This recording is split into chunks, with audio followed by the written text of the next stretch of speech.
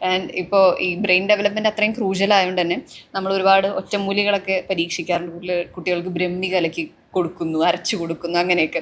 ഇതിലൊക്കെ ശരിക്കും എത്രത്തോളം ഗുണമുണ്ട് ശരിക്കും? അതിൽ എത്രത്തോളം ഗുണമുണ്ടെന്ന് നമുക്കറിയില്ല. ഒരു കാര്യം എന്ന് വെച്ചാൽ നമ്മളുടെ ഒരു കുട്ടിയുടെ ബ്രെയിൻ ഡെവലപ്മെന്റ് ഏറ്റവും ഇമ്പോർട്ടൻ്റ് ആയിട്ടുള്ളത് ആദ്യത്തെ ഒരു 1000 days ആണ്. ഫസ്റ്റ് 1000 days അതാണ് ക്രിട്ടിക്കൽ പീരീഡ്. ഫസ്റ്റ് 1000 days എന്ന് വെച്ചാൽ നമ്മൾ അമ്മയുടെ ഗർഭപാത്രത്തിൽ ഉരുവാവുന്ന സമയം തൊട്ട് 2 വയസ്സ് വരെ. ഓക്കെ.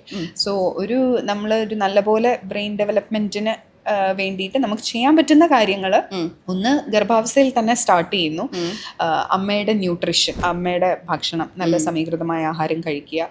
പിന്നെ അതേപോലെ എല്ലാ ടെസ്റ്റുകളും, ഡോക്ടർ നിർദ്ദേശിക്കുന്ന ടെസ്റ്റുകളൊക്കെ ചെയ്യുക. പ്രധാനമായിട്ടും ഫോളിക് ആസിഡ് എല്ലാ ഗർഭിണികൾക്കും ഇപ്പോൾ നിർബന്ധമാണ്. ഫോളിക് ആസിഡിന്റെ കുറവ് പല ന്യൂറോളജിക്കൽ അസുഖങ്ങളും ഉണ്ടാക്കാം. ന്യൂറൽ ട്യൂബ് ഡിസോർഡേഴ്സ് എന്നൊക്കെ പറഞ്ഞിട്ട്, അതായത് നമ്മുടെ തലച്ചോറിന്റെയും സ്പൈനൽ കോഡിന്റെയും വളർച്ചയെ സാരമായി ബാധിക്കുന്ന പ്രശ്നങ്ങളാണ്. സോ ഫോളിക് ആസിഡും അയണും ഒക്കെ നിർബന്ധമാണ്. ഓക്കെ. തൈറോയിഡ്, BP, ഷുഗർ ഇങ്ങനത്തെ ബുദ്ധിമുട്ടുകൾ ഉണ്ടെങ്കിൽ അത് കൺട്രോൾ ചെയ്യാൻ ഉള്ള ശ്രമം. അപ്പോൾ ഡോക്ടേഴ്സിന്റെ നിർദ്ദേശപ്രകാരം അതൊക്കെ അതിന് വേണ്ടിയിട്ടുള്ള മരുന്നുകൾ കഴിക്കുക. പൊതുവെ സ്ട്രെസ്സും കുറയ്ക്കാൻ ശ്രമിക്കുക.